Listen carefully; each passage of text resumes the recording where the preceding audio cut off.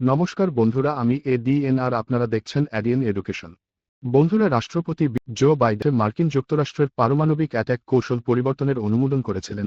এই পরিবর্তনের ফলে আমেরিকার যদি কখনো কোনো সন্দেহ হয় যে চীন, রাশিয়া বা উত্তর কোরিয়া আমেরিকার উপর হামলার প্রস্তুতি নিচ্ছে, সঙ্গে সঙ্গে আমেরিকা সেই দেশের বিরুদ্ধে পারমাণবিক বোমা ব্যবহার করবে। আমেরিকা প্রধানত চীনের দ্রুত পারমাণবিক অস্ত্র বৃদ্ধির কারণে এই পরিকল্পনা করেছে। নথিটি প্রতি 4 বছর বা তারপরে আপডেট করা হয়। এটি এত গোপনীয় যে এর কোনো ইলেকট্রনিক কপি নেই। শুধুমাত্র কয়েকটি জাতীয় নিরাপত্তা কর্মকর্তা এবং পেন্টাগন কমান্ডারদের কাছে বিতরণ করা হয় অল্প সংখ্যক হার্ড কপি।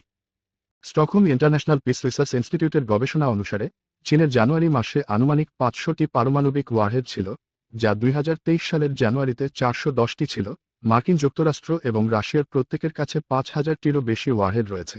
তবে চীনের অস্ত্রাগার অন্য যেকোনো দেশের তুলনায় অনেক দ্রুত গতিতে সম্প্রসারিত হচ্ছে বলে মনে করা হয়।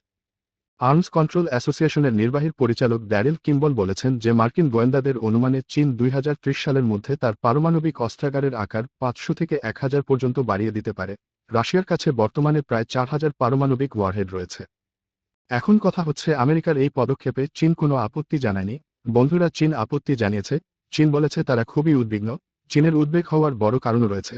আমেরিকা এটা তো বলে দিয়েছে যে আমেরিকার কাছে চীনের কোনো কাজ যদি হুমকি মনে হয় তাহলে আমেরিকা চীনের উপর পারমাণবিক হামলা করবে, কিন্তু আমেরিকা এটা বলেনি যে চীনের কোন কোন কাজ আমেরিকার কাছে হুমকি বলে মনে হবে। তো বন্ধুরা, এই ছিল আজকের ভিডিও। ভালো লাগলে লাইক, শেয়ার, সাবস্ক্রাইব অবশ্যই করবেন।